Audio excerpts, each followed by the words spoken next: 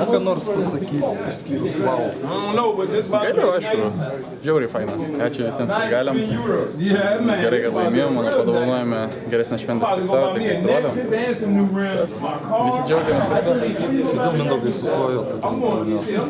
Sunku pasakyti, vis tiek visas rungtynės nepasakyčiau labai lengvai, tačiau įtikinamai pirmavome.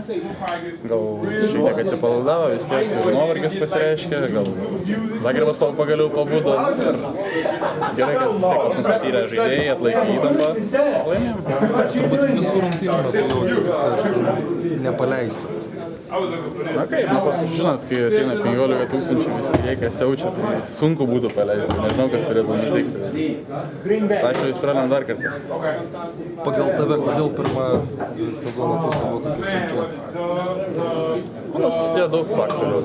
Vis tiek pasikeitė maždaug pusę komandos, atvažiavo kad ir Sonis, tiek iš NBA, Europą, kitas visai toksai žaidimas, taip pat rinktinė žaidėjai buvo galbūt po Europos čempionato tokio neįtin nusisekusi, buvo išmušti iš vėžių, gal šiek tiek nuovargis, psichologija.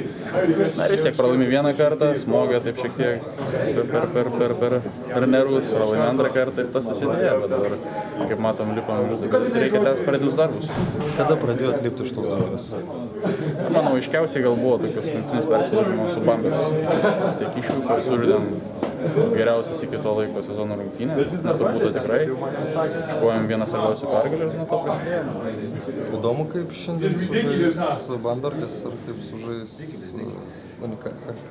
Iš tikrųjų nelabai. Svarbu patys laimėjom, išėjom top 16, savo tikslus įvykdėm. Tiesiog šiaip įdomu nebent pats žaidimas, o kas laimės jau nelabai. Ačiū.